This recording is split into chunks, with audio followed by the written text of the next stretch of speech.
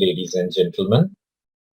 This is Instrumentation's GATE 2022 General Ability portion. Let us peruse through the problems that has been given. This is the first one. Inhaling the smoke from a burning. As you can look from the options, it should be a tire, that is a wheel of a tire, and the spelling of that would be T-Y-R-E. Could tire you quickly means make you feel tired. So that spelling would be T-I-R-E. So clearly from the different options that we can observe that this is the correct option. So that's it. A sphere of radius r centimeter is packed in a box of cubical shape. What should be the minimum volume in cubic centimeter of the box that can enclose the sphere? The moment we see that the examiner has mentioned minimum volume, it means that the sphere will just fit into the box. I mean, it is going to be a case of somewhat like this, two-dimensionally if we look at it, rather than this bigger box and a sphere sitting here, because the minimum volume has been asked for. So having got that idea, we will say that this is the case, and the sphere's radius is r centimeter. So this is r. So won't we say that the box's height must be 2r? The box's length must also be 2r. And similarly, the box's breadth must also be 2r. So the volume of the box, minimum box that can hold that, would be 2r whole cube. That is equal to 8r cube. So that is given as option number D. Let's go on to the next question. Pipes P and Q. This is an arithmetic time and work problem. Pipes P and Q can fill a storage tank in full with water can fill a storage tank with water in 10 and 6 minutes respectively. Pipe R draws the water out from the storage tank at a rate of 34 liters per minute. P, Q and R operate at a constant rate. If it takes 1 hour to completely empty a full storage tank with all the pipes operating simultaneously, what is the capacity of the storage tank in liters? So the shortest way in which to do this problem, see, they fill, P and Q fill in 10 and 6 minutes. Take the LCM of 10 and 6. It is 30. So let us take the volume of tank as 30 units. So in that case, pipe P, how much does it fill in 1 minute? It fills 3 units in 1 minute. Similarly, pipe Q, how much does it fill in 1 minute? It will fill up 5 units in 1 minute, because 30 by 10 is 3 and 30 by 6 is 5. So pipe P and Q together, how much does it fill in 1 minute? Obviously 3 plus 5, that is 8 units. Now how much will it fill in 1 hour? 1 hour means 60 minutes. So how much does it fill in 60 minutes? Obviously 480 units. So in 1 hour that the storage tank got emptied when R was also operating, P and Q had filled up 480 units, plus the storage tank had 30 units. It was filled up.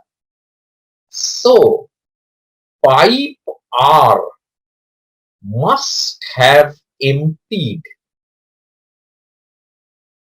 30 plus 480, that is 510 units in 1 hour, right? I hope we have understood it. So had it done so, then pipe R in 1 minute, how much did it empty? In 60 minutes, it had emptied 510 units. So in 1 minute, it must have emptied 510 by 60. And it also goes by 3, 17 and 2. That is 17 by 2 units. Now they have said that pipe R empties 34 liters per minute. So I am sure 17 by 2 units can be said to be equal to 34 liters. They have asked you the capacity of the tank. That means they have asked you the value of 30 units. So then what is 30 units? Obviously 34 divided by 17 by 2. That is this into 30. So that would be 2, and hence this is 120 liters. So the capacity of the storage tank was option C. I hope this was understood. This is the shortest process by which we can do time and work problems, avoiding any sort of fractions which lengthen up the time for solving the problem. Let's go to the next one. 6 persons P, Q, R, S, T and U are sitting around a circular table facing the center, not necessarily in the same order. Consider the following statements. But before considering the statements, let us draw the circular table. And there are 6 people, so we can say that these will be the positions of sitting of the 6 people. Now let us look at the first statement. P sits next to S and T, which means S and T are neighbors of P. But then there can be 2 cases. S sits to the left of P and T sits to the right of P. There can also be a second case,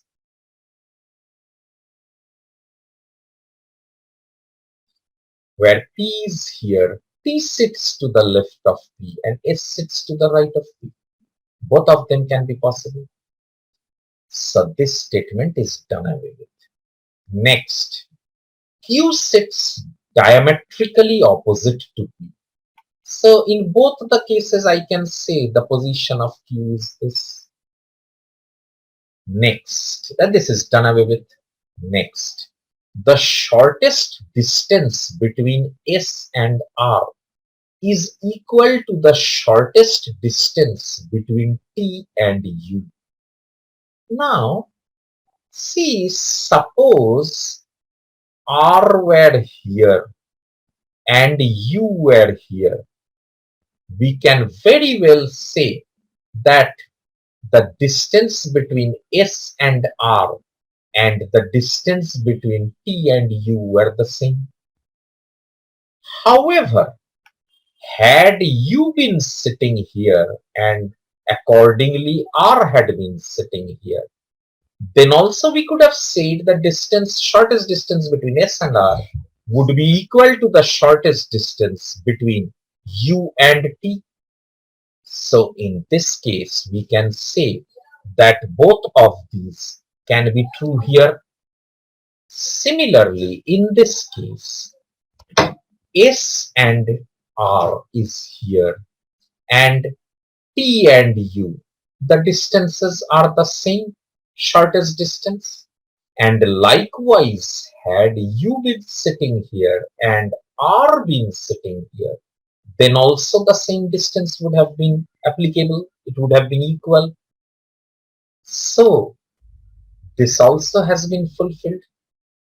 Based on the above statements, Q is a neighbor of, we can observe that Q can be a neighbor of U and R in all the different cases that are possible. So the answer would be U and R.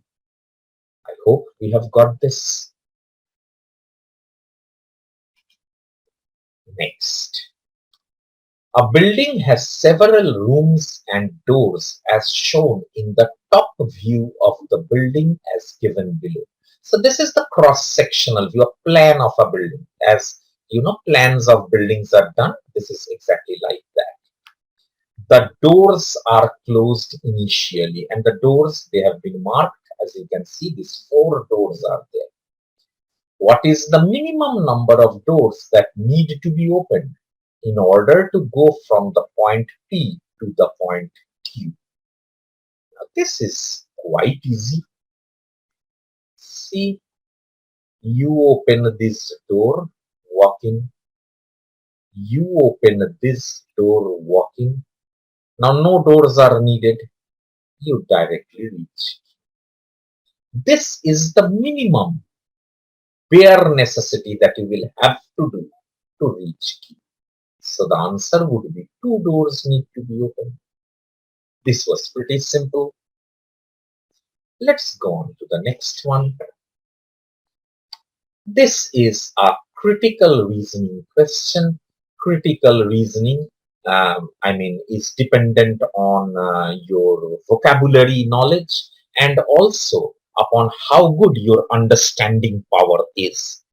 Another very important fact about critical reasoning that we must all understand is that in a critical reasoning, the passage, whatever it says, even if it might contradict with reality, or you might have some other ideas, but as long as the critical reasoning question is concerned, this is the truth and we will have to follow this. We can't add our own ideas or facts. So based on this, let us look at what the passage is. Rice. Versatile means variety, varied. A versatile and inexpensive, inexpensive, economical, cheap, and inexpensive source of carbohydrate is a critical component of diet worldwide. Critical means important. Component of diet worldwide. Necessary, critical. Climate change causing extreme weather poses a threat to sustained availability of rice. Scientists are working on developing green super rice, or GSR in short, which is resilient under extreme weather conditions. Resilient means can face, can withstand, can endure under extreme weather conditions, yet gives higher yields sustainably. Higher yields means the production is more. Which one of the following is the correct logical inference based? Inference means conclusion.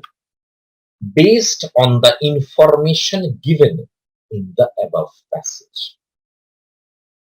GSR is an alternative to regular rice, but it grows only in extreme weather.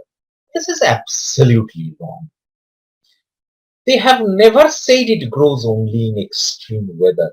They have said that it is resilient to extreme weather conditions, can grow even in good weather. Okay, and can grow even in bad weather also. Okay, so that way this is not correct.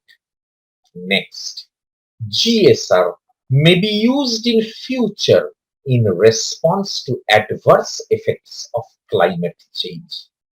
Now, this is exactly what the passage says.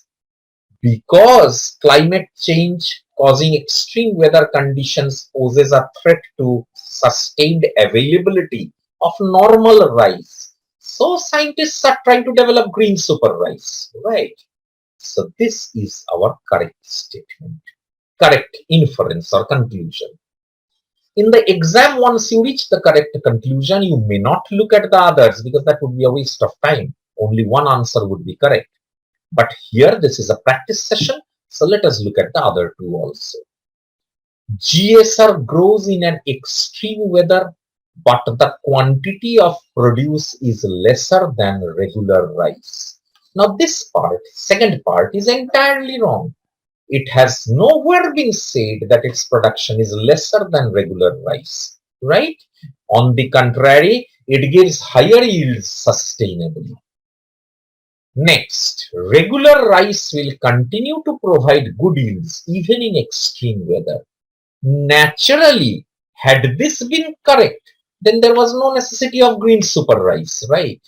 But because this is not correct, scientists are keen to develop green super rice. So naturally, this would also be wrong. And hence our option B holds. Let's go on to the next one. A game consists of spinning an arrow around a stationary disc as shown below.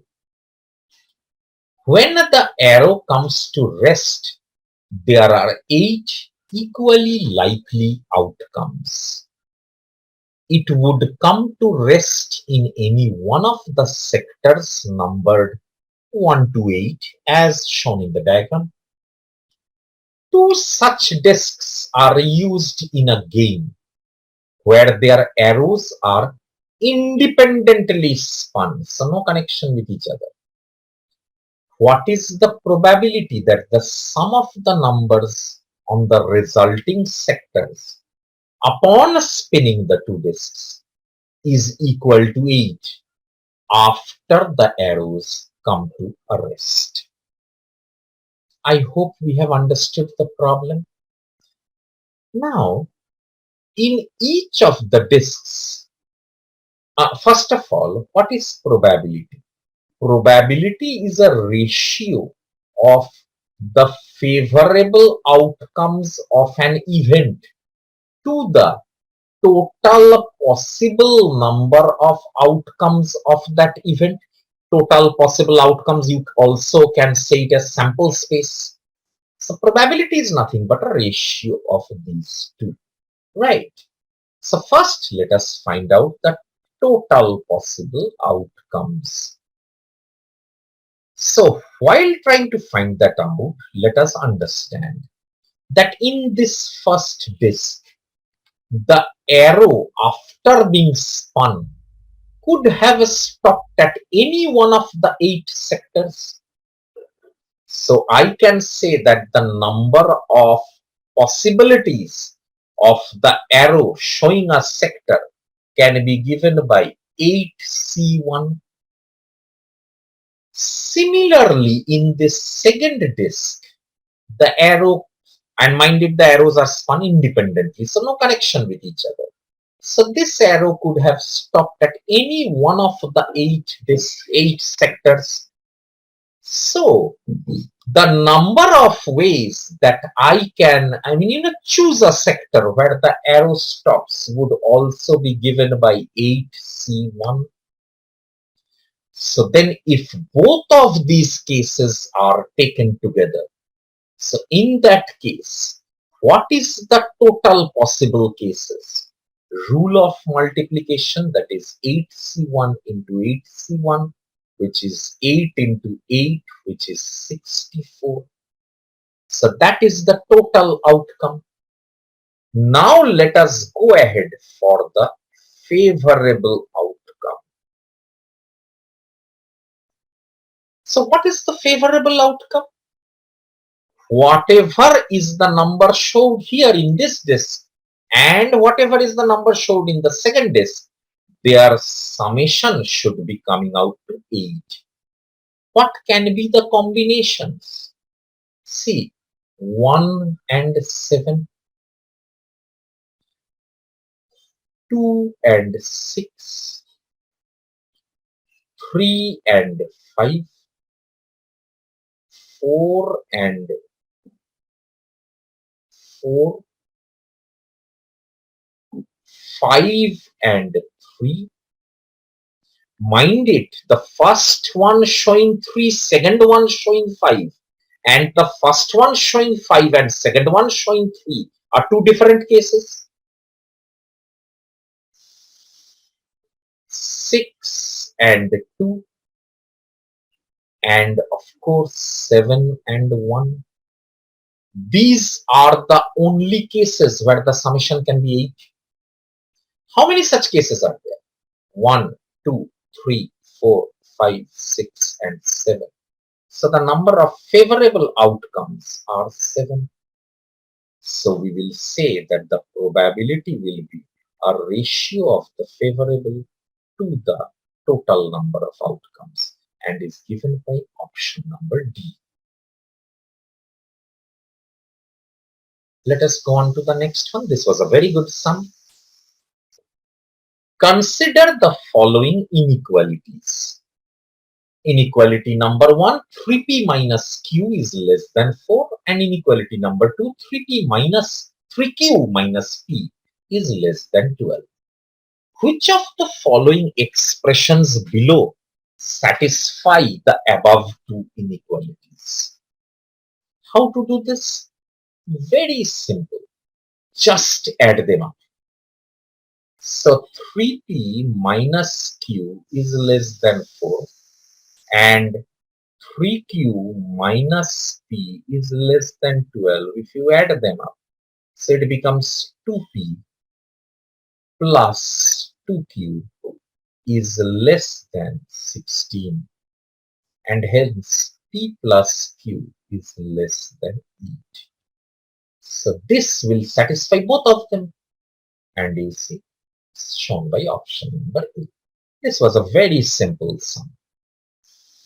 Let's go to the next one. Now this is a case, this is a problem known as syllogism. It's a logical reasoning case. Given below are 3 statements and 4 conclusions drawn on the basis of these statements. Let us understand the statements. Let us express these statements in the form of Venn diagrams. Statement 1. Some engineers are writers. This is a perfect Venn diagram expressing that, where E is represented by as engineers and W as writers. But then this also fulfills it, right? Some engineers are writers. And we must not forget that in syllogism, some includes 100%. So some engineers are writers can also mean this. So these are 3 cases as statement number 1 can be expressed in. Let us go on to statement number 2. No writer is an actor. Well, no writer is an actor can be expressed in only this one way. No writer is an actor, right? A is represented as actors and W as usual by writers. So only one case.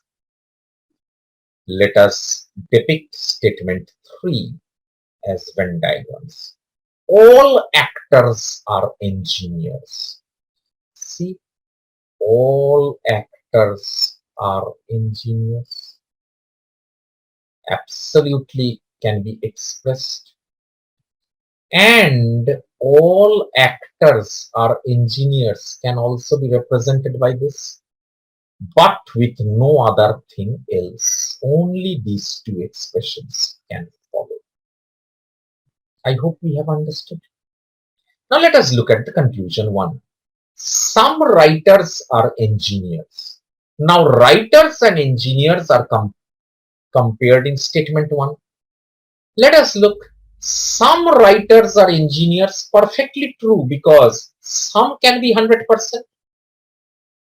Some writers are engineers is absolutely true here. Some writers are engineers is also true here because some can be 100%. So we will say that conclusion number 1 is always correct. Let us look at conclusion 2.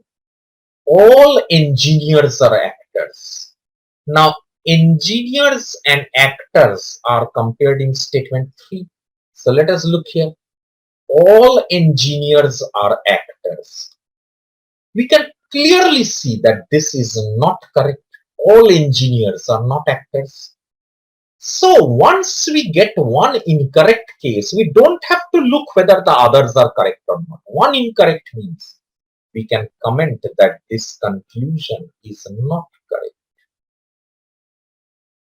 Conclusion number 3, no actor is a writer. Now, actors and writers are compared in statement number 2. So let us look here. No actor is a writer. It's absolutely correct. No actor is a writer. So this is also correct.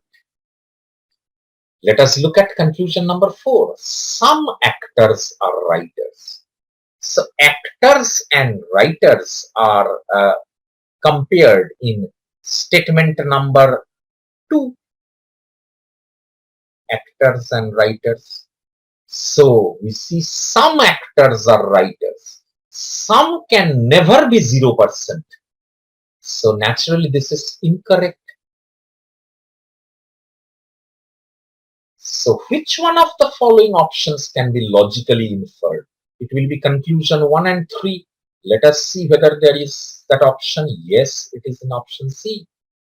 So that is our correct answer. Let us go to the next one. This is purely a logical question. Which one of the following sets of pieces can be assembled to form a square with a single round hole near the center? Pieces cannot overlap. So in our childhood, we used to play games with this. And just on observing, I hope you can see that C is the correct option. Just check. It's very difficult drawing these with your hand, but I'm trying a bit.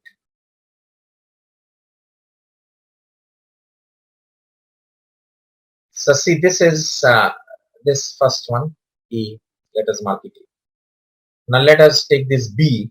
So B is somewhat of this type.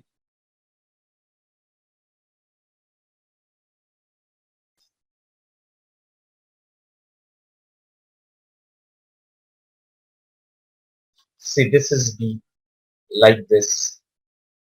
And then let us suppose this is C. So you see C is somewhat like this.